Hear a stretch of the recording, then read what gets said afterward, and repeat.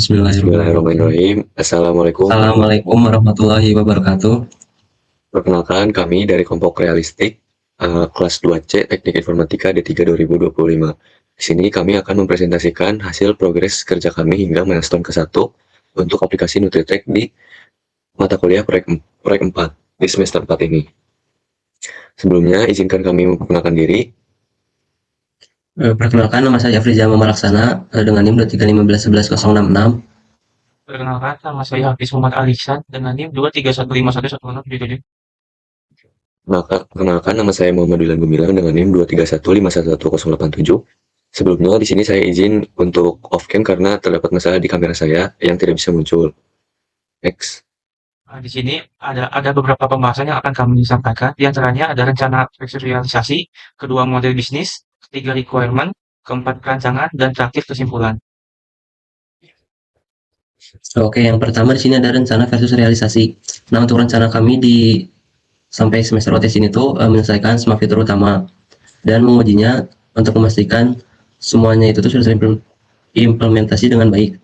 Dan pengujiannya ini tuh berupa pengujian manual dan persentase ketercapaian dokumen 30%. Nah, dan untuk realisasinya sendiri itu kami dapat menyelesaikan semua fitur utama yang memenuhi minimum viable product dan semua fitur itu sudah terimplementasikan dengan baik. Dan untuk presentasi dokumen teknis itu sendiri mencapai di atas 50%. Baik, selanjutnya ini adalah timeline pekerjaan untuk pekerjaan kami, yang dimana di sini kami dimulai dari minggu kelima di mata kuliah proyek 4 ini, yang dimana minggu kelima itu kami menentukan topik dan membuat detail spesifik topik. Lalu selanjutnya di minggu kedua itu kami melakukan analisis dan desain aplikasi. Lalu di minggu selanjutnya selama 3 minggu ke depan itu kami mulai ke fase implementasi, yaitu kami fokus untuk menyelesaikan fitur-fitur utama atau MVP dari aplikasi yang kami rancang. Nah, untuk PTS ini kami menyiapkan beberapa persiapan, yaitu yang pertama dokumentasi, yang kedua itu program yang bisa dijalankan dengan baik, dan juga menyiapkan PPT ini. Selanjutnya ini ada model bisnis. Yang pertama ada stakeholders dan interest. Nah, untuk end user ini sendiri itu tidak berkhususkan untuk spesifik, melainkan untuk siapa saja yang ingin mengelola asupan kalori hariannya. Dan peranan di sini itu bukan hanya sebagai pengguna pasif, tetapi juga end user ini sebagai pengelola aktif kesehatan mereka itu sendiri. Nah, untuk interestnya itu ada kemudahan dalam pencatatan asupan makanan dan kalori harian, pemantauan progres harian dan mingguan secara real time, rekomendasi makanan berdasarkan riwayat konsumsi, dan notifikasi pengingat. Lalu untuk stakeholder kedua itu ada pengembang aplikasi, di mana perannya ini tuh adalah membuat dan memelihara aplikasi yang harapannya itu tuh aplikasi ini bakal mudah dikembangkan, diperbarui, dan sesuai dengan spesifikasi kebutuhan stakeholder lainnya. Dan untuk interestnya itu sendiri, kode aplikasi ini harapannya sudah clean code dan dokumentasinya lengkap. Selanjutnya ada bisnis proses, yang dimana ini akan digunakan di aplikasi kami. Di sini ada beberapa langkah. Yang pertama itu pengguna melakukan sign up atau registrasi. Di sini pengguna perlu melakukan sign up untuk dapat memiliki akun aplikasi menggunakan email yang valid. Lalu selanjutnya itu pengguna harus memverifikasi email setelah melakukan sign up, yang dimana agar dapat terverifikasi dalam aplikasi. Lalu yang ketiga itu pengguna dapat mereset password jika pengguna itu lupa akan passwordnya, yang nantinya passwordnya akan direset melalui email yang dikirimkan. Lalu yang keempat itu ada pengguna melakukan sign in. Setelah pengguna melakukan sign up dan juga email yang sudah terverifikasi, pengguna harus melakukan sign in untuk dapat membuka halaman utama aplikasi. Lalu yang kelima, pengguna mengisi data pribadi untuk pertama kali, yang dimana ini berfungsi untuk menentukan kebutuhan kalori dan juga menentukan tujuan dari pengguna untuk penggunaan aplikasi ini. Next. Selanjutnya itu yang keenam ada pengguna mencatat makanan yang dikonsumsi. Di sini pengguna dapat mencatat makanan yang ia konsumsi dari list makanan yang diambil dari USDA. Ini pencatatan ini dapat untuk sarapan, makan siang, makan malam, ataupun cemilan. Lalu selanjutnya yang ketujuh, pengguna dapat melihat saran rekomendasi makanan. Pengguna rekomendasi tersebut didapat dari histori yang pernah ia catatkan untuk makanan yang dikonsumsi. Lalu yang kedelapan ada pengguna dapat melihat grafik laporan harian. Nah, pengguna dapat melihat grafik laporan harian, rekapitulasi pencapaian kalori pada hari tertentu berdasarkan yang ia inginkan. Lalu yang kesembilan ada pengguna mendapatkan poin, yaitu jika pencapaian harian ia terpenuhi dan juga jika ia mendapatkan streak dalam memenuhi pencapaiannya. Lalu yang ke-10 ada pengguna dapat melihat papan pencapaian pengguna teratas. Di sini pengguna dapat melihat daftar pengguna dengan poin terbanyak pada aplikasi. Lalu yang terakhir Pengguna dapat memperbarui data pribadi. Nah, di sini pengguna dapat memperbarui data pribadi berdasarkan kondisi saat ini, misalnya perubahan berat badan atau tinggi badan, ataupun perubahan aktivitas, ataupun perubahan tujuan penggunaan aplikasi. Lalu selanjutnya, pada aplikasi yang kita buat ini terdapat beberapa bisnis rule. Di antaranya, pertama, pengguna wajib memiliki akun yang emailnya sudah valid dan terverifikasi pada saat sign up untuk dapat menggunakan aplikasi. Kedua, pengguna harus melakukan sign in sebelum dapat mengakses fitur utama aplikasi. Ketiga, untuk login pertama kali, pengguna wajib mengisi data diri awal untuk patokan kalori harian, dan setelah itu baru bisa menggunakan fitur lainnya. Keempat, pengguna hanya bisa melakukan pencatatan makanan setelah memiliki waktu konsumsi. Kelima, rekomendasi makanan hanya akan ditampilkan jika pengguna sudah rutin mencatat makanan yang dikonsumsi. Keenam, data pribadi hanya dapat dimodifikasi setelah pengguna melakukan verifikasi berupa biometrik fingerprint. Dan yang terakhir, leaderboard akan diperbarui secara berkala dan hanya menampilkan nama pengguna agar tetap menjaga privasi. Lalu selanjutnya, pada aplikasi kita ini kami menggunakan API dari USDA, di mana Departemen Pertanian AS adalah lembaga federal yang mengusulkan program dan menerapkan kebijakan serta peraturan yang terkait dengan pertanian, kehutanan, peternakan, kualitas pangan, dan nutrisi Amerika. Di USDA bertanggung jawab untuk mengawasi industri pertanian, peternakan, dan kehutanan, serta mengatur aspek kualitas dan keamanan pangan serta pelabelan nutrisi. USDA juga bertanggung jawab atas beberapa program seperti kesejahteraan sosial, termasuk nutrisi makanan sekolah, pendidikan nutrisi, bantuan makanan untuk bayi dan wanita dan anak-anak. Selanjutnya di sini ada kalkulator persamaan Harris Benedict yang dimana rumus untuk menggunakan tinggi, berat badan, usia, dan jenis kelamin seseorang untuk menghitung laju metabolisme basal atau BMR, dan karena BMR merupakan komponen utama untuk pengeluaran energi harian pada manusia. Nah, perhitungan ini penting untuk mengembangkan, memahami, dan melaksanakan intervensi terkait berat badan.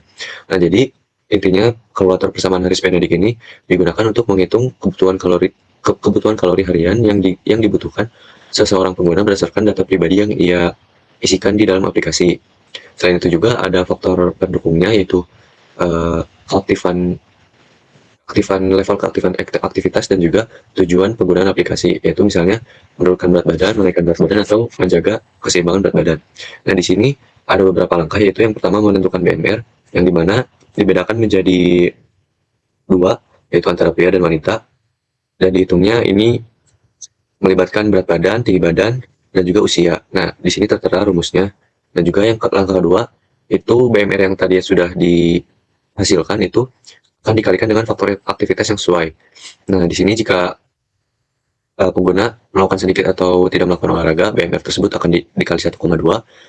Dan di sini jika pengguna hanya melakukan aktivitas ringan, itu BMR akan dikali 1,375.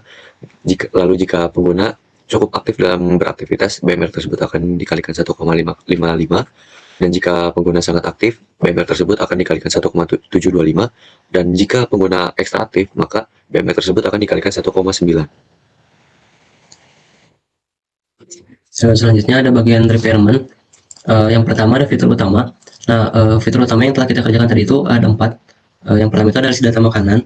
Kedua, tujuan pengguna dan perhitungan kebutuhan. Ketiga, pencatatan asupan nutrisi harian. Dan yang keempat, rekomendasi makanan berdasarkan riwayat.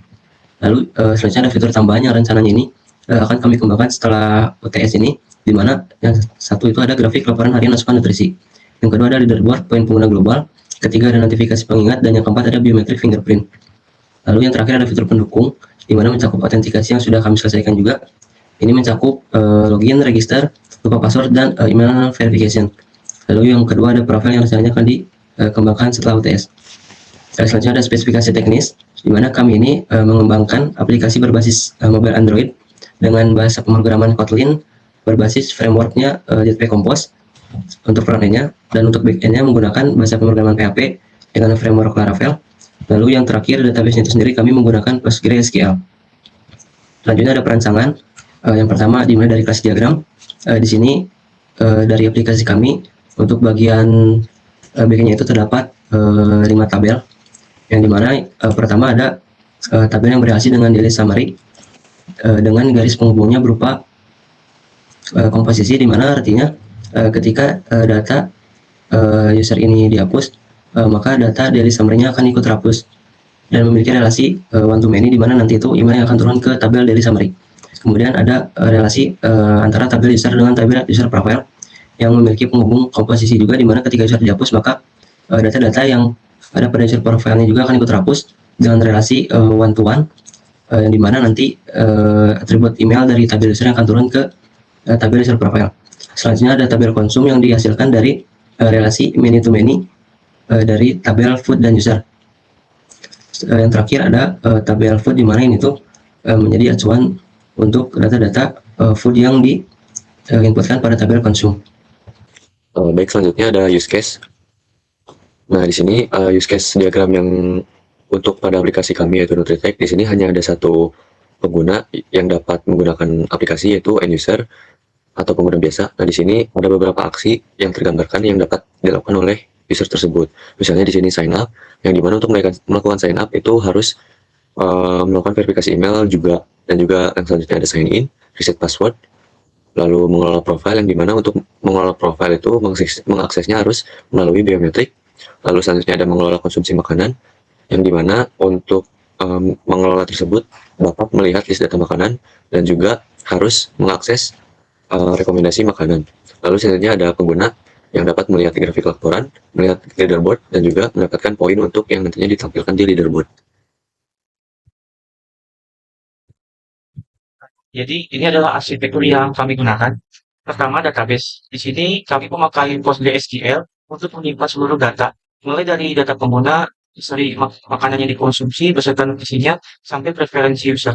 Kemudian untuk backend, kami menggunakan Laravel. Backend ini berfungsi untuk menangani semua logika bisnis seperti autentikasi pengguna. Di antara frontend dan backend, kami mempunyai API sebagai jembatan komunikasinya. Jadi semua request dari aplikasi ke backend itu melewati API. Lalu untuk frontend-nya, kami menggunakan Kotlin dan Jetpack Compose. Di aplikasi kami juga, kami mengambil data dari API eksternal, yaitu API USDA. USDA ini menyediakan informasi nutrisi makanan dan juga daftar makanannya. Nah, lalu selanjutnya, Compose.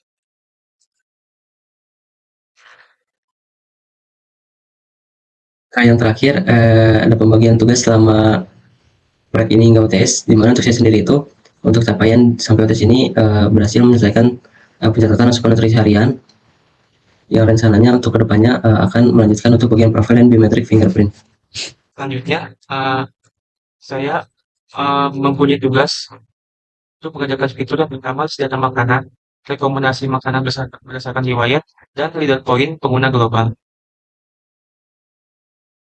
Lalu fitur yang saya kerjakan yaitu ada 3 fitur. Yang pertama autentikasi, lalu tujuan pengguna dan perhitungan kebutuhan, yaitu fitur utama, yaitu yang dimana autentikasi dan tujuan pengguna itu sudah saya selesaikan hingga saat ini. Dan yang belum saya selesaikan itu adalah grafik laporan harian asupan nutrisi. Untuk kesimpulannya, hingga pekan ETS ini, kami menyelesaikan fitur utama pada aplikasi ini. Namun fitur-fitur yang telah kami selesaikan ini pun masih perlu disempurnakan dalam sisi tampilan. Oleh karena itu, tampilan dari fitur yang kami kerjakan hingga saat ini akan kami sempurnakan lagi pada saat setelah ETS, sebelum lanjut untuk mengerjakan fitur tambahan dan juga fitur pendukung. Lalu setelah ini kami akan menunjukkan GitHub dan juga Figma yang dari aplikasi kami. Yang pertama itu Figma. Ini adalah desain untuk rancangan tampilan di aplikasi kami. Oke, jadi yang pertama di sini ada tampilan untuk bagian autentikasi itu tadi, di mana ada bagian untuk sign in, untuk sign up, dan juga sini ada untuk lupa password. Dilanjut ke bagian onboarding, dimana ini mencakup informasi awal yang harus diisi oleh pengguna nantinya, berupa biodata diri, tinggi badan, berat badan, level aktivitas, dan tujuan dari dia penggunaan aplikasi kita. Selanjutnya ada bagian dashboard yang dimana bertujuan untuk melaporkan laporan harian. Lalu di sini ada screen untuk bagian rekomendasi makanan. Jadi berdasarkan makanan yang telah dia inputkan nanti akan muncul list-listnya ada apa saja. Selanjutnya ada bagian profile. Ini untuk bagian edit profilnya, dan di sini ada bagian untuk mencari makanan yang dia konsumsi, dan di sini button untuk menambahkannya, dan leaderboard yang terakhir ada untuk bagian screen di mana memilih dia itu menginputkan untuk breakfast, lunch, dinner ataupun snack. Nah, untuk UI ini sendiri dikembalikan lagi kepada developernya masing-masing. Apabila terdapat kesulitan, mereka dapat memodifikasinya sendiri lebih lanjut. Mungkin langsung lanjut ke bagian GitHub. Baik, selanjutnya kami akan menjelaskan repository GitHub yang kami gunakan untuk mengembangkan aplikasi kami. Di sini kami membedakannya menjadi dua, yaitu antara Nutritech, ini untuk kebutuhan front-end yaitu Kotlin, dan juga yang kedua itu Nutritech API, ini untuk kebutuhan back-end untuk Laravel-nya. Nah, di sini kami akan langsung memperlihatkan saja kontribusi antara kami bertiga. Nah, di sini mungkin dapat dikatakan pembagian tugas ini adil karena masing-masing anggota mendapatkan pembagian fitur yang relevan sama. Ini untuk kontribusi di Kotlin-nya, dan selanjutnya untuk kontribusi di API-nya. Nah, ini adalah kontribusi kami di API Laravel-nya. Mungkin cukup sekian penjelasan presentasi dari kami, dan mungkin untuk demo programnya itu akan dijelaskan oleh masing-masing pengerjaan fiturnya. Baik, mungkin langsung dilanjutkan ke video demo masing-masing. Oke, saya Firja Maraksana. Di sini saya akan melaporkan hasil pengerjaan saya hingga WTF ini, di mana hingga WTF ini salah satu yang saya kerjakan adalah mengerjakan mengenai fitur utama penyelesaian masukan nutrisi harian. Karena itu kita bisa langsung demokan saja. Oke, di sini langsung saja kita masuk ke bagian eat screen. Dimana di sini kita akan memilih waktu kita mengonsumsi makanan, misalnya makan malam.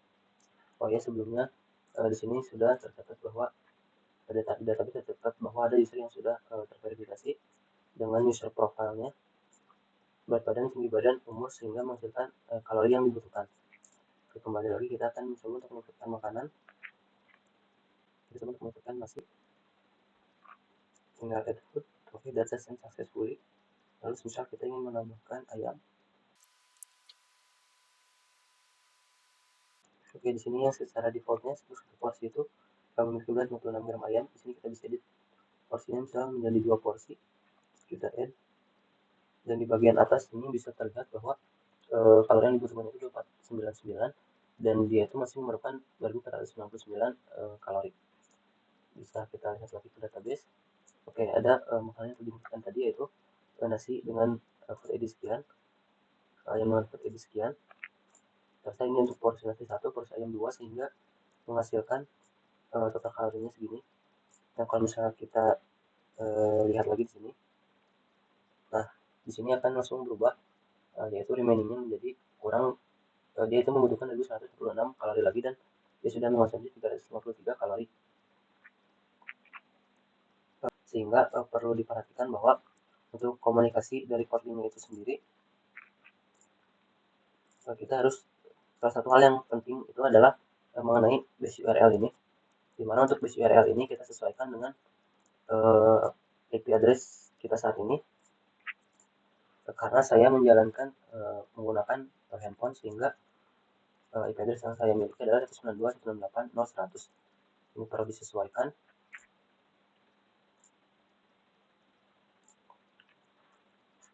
Karena jika terjadi ketidaksesuaian untuk API-nya itu, nanti kemungkinan akan terjadi error seperti ini, sehingga tidak akan dapat terkoneksi ke API yang dituju.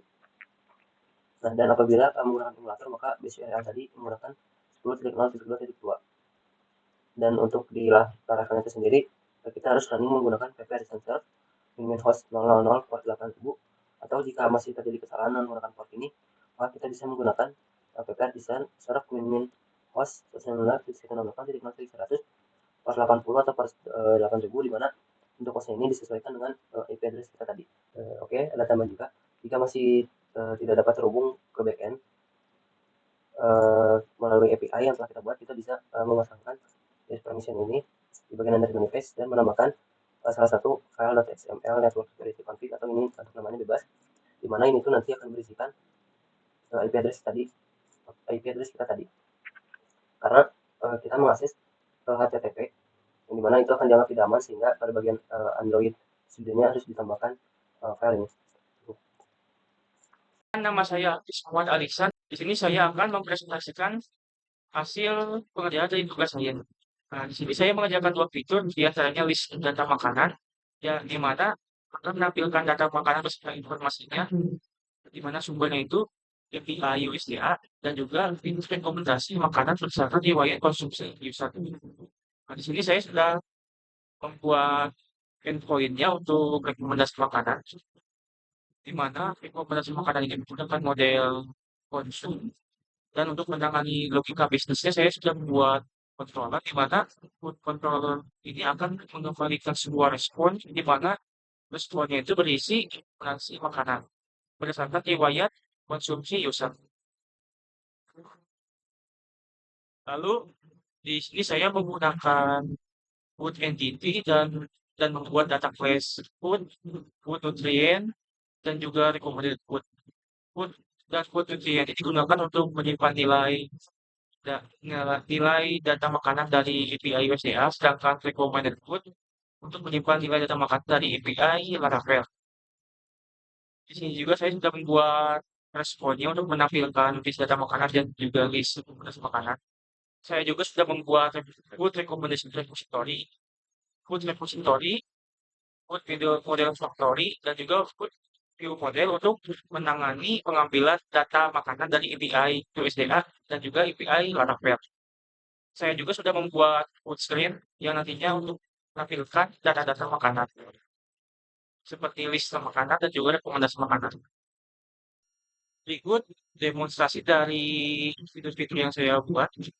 Pertama, pengguna itu bisa mencari makanan secara manual melalui kolom pencarian atau melihat rekomendasi makanan dari hasil yang sudah diolah di backend. Jika pengguna mengetikkan nama makanan, misalkan egg, maka aplikasi akan menampilkan data makanan dari API USDA dan menampilkan juga bentuk daftar. Lalu pengguna juga bisa memilih makanannya dan bisa melihat detail nutrisinya. Dan juga user bisa mengatur porsi makanannya. Dan juga user bisa menambahkan makanan tersebut ke catatan konsumsi harian mereka. Bisa melalui list makanannya dan juga dari rekomendasi. Sekian demonstrasi dari ini. Baik, nama saya Muhammad Gemilang dengan NIM 231511187. Di sini saya akan menjelaskan fitur-fitur yang telah saya kerjakan di aplikasi Nutritech pada proyek 4 ini. Fitur-fitur yang saya kerjakan yaitu yang pertama autentikasi. Autentikasi ini termasuk sign up, sign in, email reset, dan juga email verification. Yang kedua ada onboarding. Onboarding ini bertujuan untuk menghitung kebutuhan kalori pengguna berdasarkan data pribadi yang ia isikan setelah sign up pertama kali.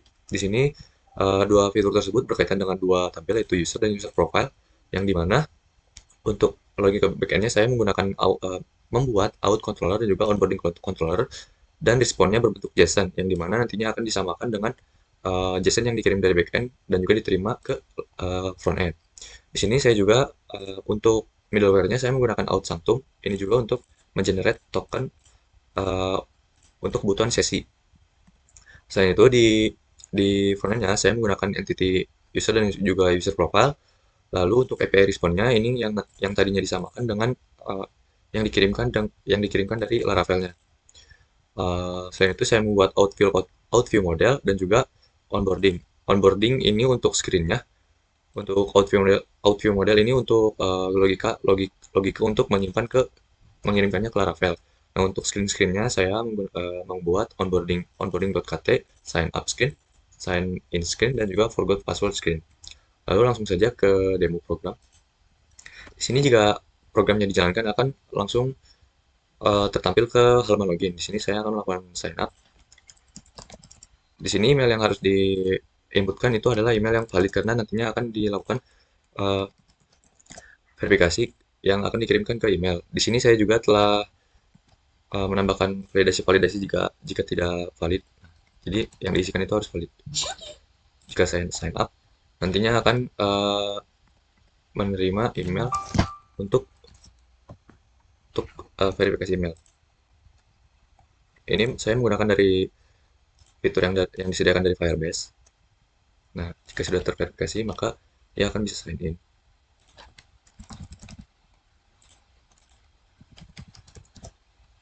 Ini juga sama, beberapa kondisi errornya sudah saya tangani.